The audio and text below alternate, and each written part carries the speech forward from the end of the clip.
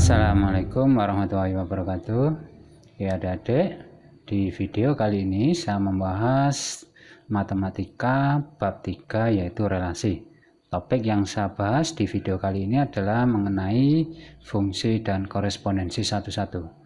Apa itu fungsi dan apa itu korespondensi satu-satu? Oke, langsung aja kita simak materinya. Fungsi himpunan A ke himpunan B adalah relasi yang menghubungkan setiap anggota himpunan A tepat satu ke anggota himpunan B. Tidak semua relasi merupakan fungsi, tapi setiap fungsi adalah relasi. Fungsi disimbolkan dengan F.2A panah B. Ini membacanya adalah fungsi memetakan A ke B gini ya. Contoh 1. Dari gambar di bawah ini, manakah yang merupakan fungsi? Dari pengertian fungsi, kita tahu fungsi adalah relasi yang menghubungkan setiap anggota himpunan A tepat satu ke anggota himpunan B. Oke, kita lihat diagram panah berikut. Yang pertama, kita lihat P. Jadi anggota himpunan AP ini adalah dipetakan sekali ya. Demikian juga H, demikian juga dengan R. Jadi sudah pasti ini adalah merupakan fungsi ya. Sekarang yang B kita lihat, P ini dipetakan dua kali ya. Jadi P dipetakan ke satu dan P juga dipetakan kedua. Maka sudah pasti ini adalah bukan merupakan pemetaan. Ingat, pemetaan itu menghubungkan setiap anggota himpunan A tepat satu, artinya dipetakan sekali gitu ya. Nah, kita lihat P ini kan dipetakan dua kali, nggak boleh. Sekarang yang C, jadi yang B ini bukan ya. Yang C, apakah dia pemetaan? Bukan. Kita lihat H dipetakan sekali, demikian juga R dipetakan sekali.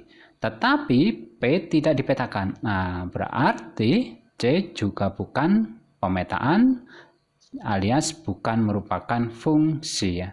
Jadi C ini salah. Oke, kita masuk contoh yang kedua. Perhatikan himpunan pasangan terurut berikut ini. Jadi ada 4 pasangan berurutan yang merupakan fungsi yang mana? Nah, caranya kalau soal ini sangat mudah ya. Jadi cara praktisnya kalian cari yang depan ini harus berbeda semua. Nah, kita lihat untuk yang pertama ini, yang depan ini 0, 1, 2, 3. Pasti dia adalah pemetaannya. Yang nomor 2 ini 0 semua ini ya. Nah, berarti dia bukan pemetaan. Jadi kalau ini saya gambar diagram panah, ini itu 0, ini 2, 3, 4, 5. 2, 3, 4, 5. Jadi ini dipetakan 4 kali, kan bukan. Jadi ini dipetakan 4 kali, jelas dia bukan merupakan fungsi ya. Sekarang kita lihat yang ketiga, ininya depannya 1, 2, 3, 4, 5. Nah, ini berbeda semua, berarti pasti dia pemetaannya. Terus yang keempat, 1, 2, 2. Nah, ini 2 kali. Berarti dia jelas bukan pemetaan. Jadi kalau nomor 4 saya gambar. Ini 1, anggotanya 1, 2, 3, 4 ya. 1, 2, 3, 4. Yang belakang 2, 2, 3, 4, 5. Berarti ini 2, 3, 4, 5. Jadi kalau kita petakan, 1 dipetakan kedua. Oke. 2 dipetakan kedua. 2 dipetakan ketiga. Lah, berarti dia bukan merupakan pemetaan. Jadi 2 ini dipetakan 2 kali gitu ya. Jadi kata kuncinya adalah cari yang depan ini berbeda, nggak boleh ada yang sama. Berarti jawabannya adalah nomor 1 dan 3, berarti jawabannya adalah A. Oke, kita masuk contoh yang ketiga. Di antara diagram-diagram kartesius berikut yang merupakan fungsi yang mana? Nah, ini ada 4 diagram yang merupakan fungsi yang mana. Ini pun juga sangat mudah ya. Jadi cara menentukannya, cari diagram yang titik-titiknya tidak boleh segaris ke atas ya. Seperti ini kan segaris ke atas. Nah, ini bukan fungsi ya. Jadi kalau saya gambar, ini gambarnya nanti kayak gini. Nah, ini kan 1, 2, 3, 4, 5 ditulis di sebelah sini. Yang sebelah sini yang berdiri ini. Jadi yang berdiri ini ditulis sebelah sini, anggotanya juga sama ya. Jadi kalau kita plot dalam diagram kartesius, 1 ini kan dipetakan ke 1. Nah, gini. 1 ini juga dipetakan kedua, nah seperti ini, 1 dipetakan ketiga, lah seperti ini, 1 dipetakan keempat, 1 dipetakan kelima. Nah ini kan dipetakan 5 kali ya, jadi dia jelas bukan merupakan fungsi, jadi ini salah. Sekarang kita lihat yang C ini juga demikian, ada 5 titik segaris, berarti dia sudah jelas bukan merupakan fungsi. Yang D ini juga bukan merupakan fungsi ya, karena ada 2 titik segaris. Kita lihat yang B, nah yang B ini tidak ada titik yang segaris ke atas, walaupun ke samping nggak masalah. Jadi kalau B ini saya gambar, nanti gambarnya kayak gini. Oke, yang bawah atau yang sumbu X ini ditulis yang sebelah kiri gini ya. Yang ini ditulis yang sebelah sini. Jadi ini 1 dipetakan ketiga, 2 dipetakan ketiga, 3 dipetakan ketiga, semua ini ya. Nah, seperti ini. Nah, ini adalah merupakan fungsi. Jadi tiap-tiap anggota A dipetakan sekali ya. Nah, udah jelas ya. Berarti contoh yang ketiga jawabannya adalah B. Oke, lanjut. Sekarang kita akan belajar menghitung banyaknya pemetaan ya. Jika suatu himpunan A dipetakan ke himpunan B, maka banyak pemetaan dari himpunan A ke himpunan B dihitung dengan rumus banyaknya himpunan B pangkat banyaknya himpunan A. Jadi supaya gampang kayak gini aja ya. Jadi jika suatu himpunan A dipetakan ke himpunan B, maka banyak pemetaan dari A ke himpunan B adalah, nah caranya adalah belakang pangkat depan. Jadi kalau pemetaannya dari A ke B, maka banyaknya adalah banyak pemetaannya adalah belakang pangkat depan, yaitu B pangkat A gitu ya. Dan sebaliknya banyak pemetaan dari himpunan B ke himpunan A adalah, kalau kita langsung berarti ini belakang pangkat depan yaitu A pangkat B, atau ini jumlahnya A pangkat jumlahnya anggota himpunan B. Nah supaya jelas saya kasih contoh. Diketahui himpunan A 1, 2, 3 dan himpunan B, P dan H. Tentukan banyak pemetaan dari B ke A. Banyaknya pemetaan dari A ke B ya. Nah ini caranya gampang, berarti banyaknya pemetaan dari A ke B, belakang pangkat depan berarti B pangkat A, B-nya ada 2 anggota, A-nya ada 3, berarti 2 pangkat 3 berarti 2 kali 2 kali 2 berarti 8 ya. Banyak pemetaan dari B ke A, berarti cara ngitungnya adalah belakang pangkat depan berarti A pangkat B, A-nya ini ada 3, B-nya ada 2, berarti 3 pangkat 2, berarti 3 kali 3, berarti 9. Nah, C, gambarkan pemetaan dari A ke B, demikian juga D, disuruh gambar semua pemetaan dari B ke A. Oke, kita buat halaman baru. Oke, kita hitung banyak pemetaan dari A ke B. Langkah pertama, sebelum menggambar saya tadi menghitung banyaknya pemetaan dari A ke B, itu tadi kan B pangkat A ya, B-nya tadi ada 2, A-nya ada 3 ya, berarti ini 8. Nah, berarti 8 pemetaan akan kita gambar dulu. Nah seperti ini ada 8 ya. Nah setelah itu kita akan menggambar diagram panahnya ya. Nah dalam menggambar diagram panah kalian harus sistematis, nggak boleh acak ya. Nanti kalian bingung yang kurang mana, yang sudah yang mana. Jadi langkah pertama kita gambar dulu seperti ini. Nah kita petakan semuanya ke A. Nah nanti langsung ketemu yang kedua, yaitu semuanya dipetakan ke B. Nah, berikutnya kita petakan 1 ke A dan 1 ke B gini ya. Nah, yang ini 2 dan 3 ngumpul di B. Jadi kumpulkan ke sini.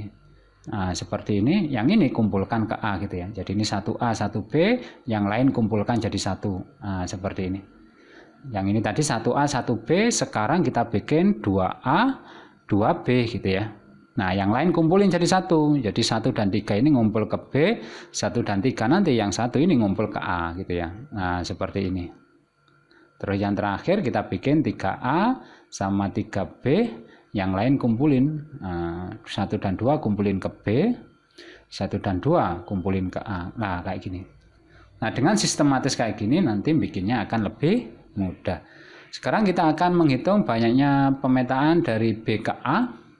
Jadi B ke A tadi berarti banyaknya pemetaan adalah A pangkat B, A-nya 3, B-nya 2, berarti 9. Oke, langkah pertama kita bikin 9 macam pemetaan ya.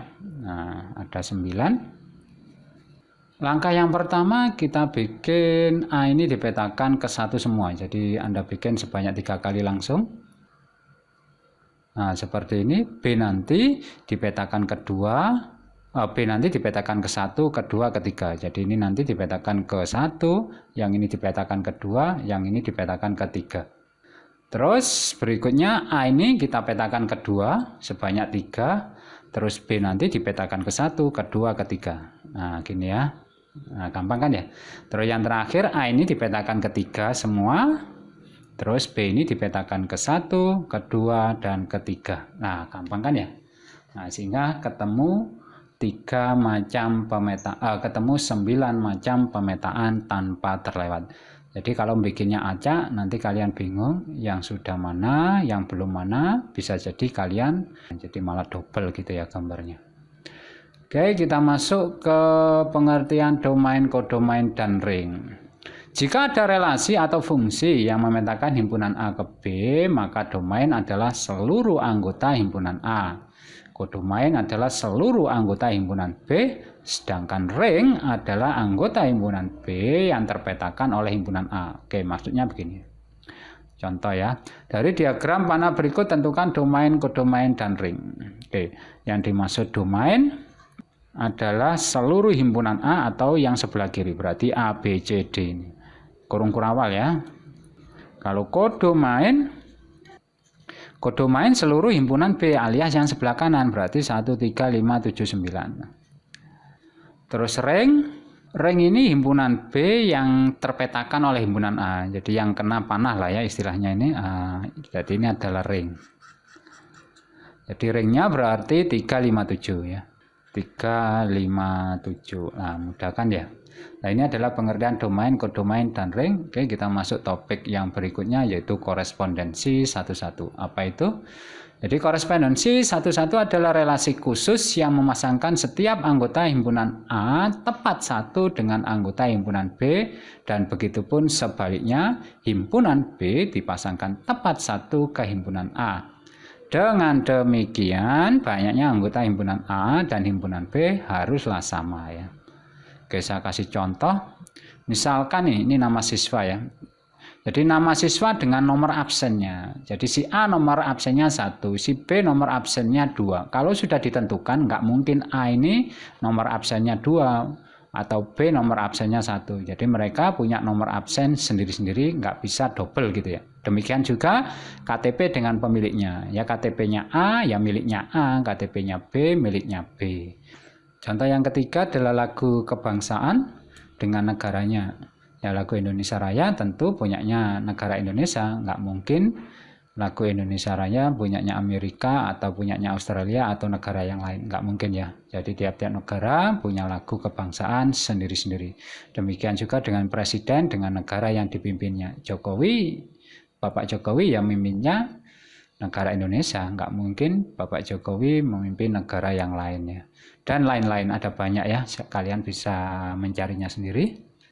Nah, untuk menentukan banyaknya korespondensi 1-1 dari himpunan A ke himpunan B digunakan rumus seperti ini ya. Saya kasih contoh misalkan himpunan A anggotanya 1, 2, 3 gini. Himpunan B anggotanya A, B, C. Pada korespondensi 1-1, ciri khasnya adalah himpunan A maupun himpunan B mempunyai anggota yang sama. Ya. Jadi anggota himpunan A dan B pasti sama. Nggak mungkin nggak, karena berpasangan 1-1. Nah, sekarang kita lihat himpunan A-nya kan ada 3. Nah, banyaknya korespondensi 1-1 nanti bagaimana? Nah, itu kan N-nya 3 ya. Demikian juga dengan himpunan B, N-nya 3. Berarti kita awali ini dari angka 3. Jadi 3 kurangi 1, 2. 3 kurangi 2, 1. Ya, kita berhenti di angka 1. Jadi kata kuncinya gini, kalau anggotanya 3 ya sudah banyaknya korespondensi 1-1 ya 3 kalikan 2 kalikan 1 gini ya. Kalau 4 ya sudah berarti kita awali dari 4 kalikan 3 kalikan 2 kalikan 1. Kalau 5 ya sudah berarti banyaknya korespondensi 1-1 adalah 5 kali 4 kali 3 kali 2 kali 1 gini ya. Nah, Anda tinggal notal, nanti ini ketemu 6, kalau ini ketemu 24, kalau ini ketemu 120. Nah, oke, kita contohkan. Perhatikan pernyataan-pernyataan berikut: nama presiden dengan negara yang dipimpinnya, lagu kebangsaan dengan negaranya, negara dengan ibu kota negaranya. Manakah yang termasuk ke dalam bentuk korespondensi satu-satu? Tadi sudah tak kasih contoh ya. Nama presiden dengan negara yang dipimpinnya adalah korespondensi satu-satu. Demikian juga dengan lagu kebangsaan. Nah, sekarang yang ini belum saya terangkan, negara dengan ibu kota negaranya. Ya, ini juga masuk korespondensi satu-satu. Oke ya, berarti jawabannya adalah 1, 2, 3. Jadi jawabannya D. Oke, berikutnya contoh yang ketiga, diketahui himpunan A adalah 1, 2, 3, B adalah A, B, C. Tentukan banyak korespondensi satu-satu dan gambarkan semua diagram panahnya. Oke, sekarang ini anggotanya himpunannya ada 3 ya, berarti banyak korespondensi satu-satu adalah 3 kali 2 kali 1 ya, berarti ada 6. Oke, langkah pertama kita gambar dulu kemungkinannya ya. Jadi ada 6 kan ya, jadi kita gambar 6. Oke, selanjutnya kita bikin tanda panahnya ya. Yang pertama kita arahkan 1 ini ke A. Langsung kita bikin 2. Nah, seperti ini. Kemudian 2 dan 3 ini kita panahkan lurus, yang 1 kita panahkan silangnya. Nah, lurus, yang 1 silang. Nah, seperti ini. Terus kita masuk ke 1B sekarang. Nah, seperti ini. 2 dan 3 kita panahkan lurus, maksudnya kita panahkan 2A dan 3C ini tidak berpotongan. Nah, seperti ini. Yang 1 kemudian kita tukar silangkan. Jadi 2 ini ke C dan 3 ini ke A. Nah, seperti ini. Nah, 1 lagi kita petakan, 1 ke C, demikian juga ini juga 1 ke C. Terus 2 dan 3 kita petakan lurus seperti ini. Yang ini kemudian kita tukar silangkan ya. Jadi 2 ke B sama 3 ke A. Nah, seperti ini. Nah, udah ketemu 6 macam diagram panah tanpa ada yang terulang. Nah, cara bikinnya demikian ya. Jadi harus sistematis sehingga tidak ada yang terlewat. Oke, saya kira cukup materi hari ini. Terima kasih telah menonton. Jika ada pertanyaan silahkan ditanyakan. Saya akhiri. Wassalamualaikum warahmatullahi wabarakatuh.